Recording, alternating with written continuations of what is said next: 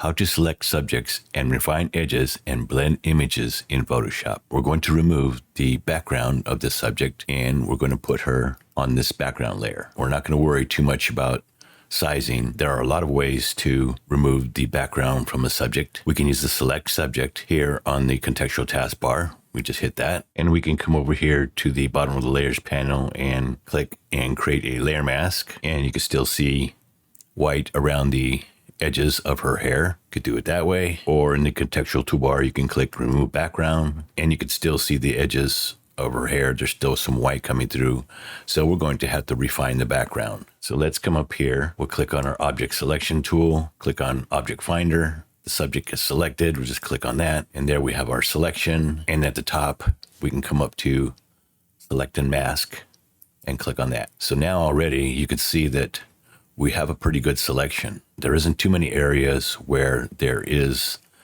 any white showing through. There's a little bit. That method works pretty good. I have it on onion skin. Real-time refinement is checked. I'm going to shift the radius just a little bit. Click on smart radius also. Sometimes all you need to do is shift the edge. If you shift it one way, you can look at the edges and see that you may not like that. You can shift it the other way and that looks a little better. You can find your sweet spot, and I'm just going to barely shift the edge. And also, if you find that there is some areas where the color is coming through, white in this case, you can come up to the refine edge brush and just brush in the area that you want refined. And then we're going to output this to a layer mask and say okay. So far the object selection and the select and mask work the best to cut out a person and get rid of most of the background color if there is any. So now we need this background to blend in a little bit better. Usually you would see the background blurry, and that will help out the composition of the subject a lot more. For layer 0 here, I'm going to convert this to a smart object, and then I'm going to come up to filter, neural filters, and we have something over here called depth blur. Click on the button and you can adjust the blur strength. You can see it in the background there to your taste. I'm going to leave it as it is, and the output is on smart filter, and I'm going to say okay. So now we blurred the background. So now that we have the background blurred, we're going to blend the colors in to have her fit more in the colors of the background. Layer 1 selected, come up to the top to filter, neural filters, and over here we have something called harmonization. Click on that button and click on select a layer, click on layer 0, and so you can see that now she is blended in with the background layer even better, so the colors are matching.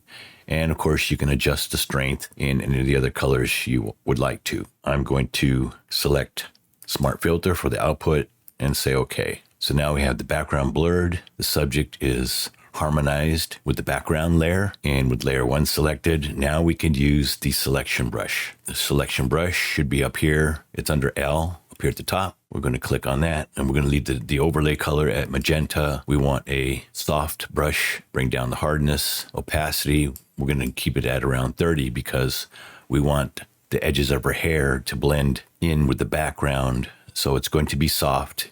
It's going to be a little out of focus. So now as I paint around her hair along the edges with the background, something like this, and hopefully what we're going to get is we're going to get the edges of her hair softly blend in with the background. Now we're going to use AI. We're going to use Generative Fill, and I'm going to type in curly hair and say generate. And let's see if this gives us what we want. So there is option 1, option 2, option 3. If you don't like those options, you can click generate again. And as we're going through the options, I actually like option 1. So very easily we've blended that subject into that image. Let me know in the comments how you've used the selection brush tool. Don't forget to like and subscribe for more tutorials on Photoshop. Remember, it's never too late to learn. Thanks for watching.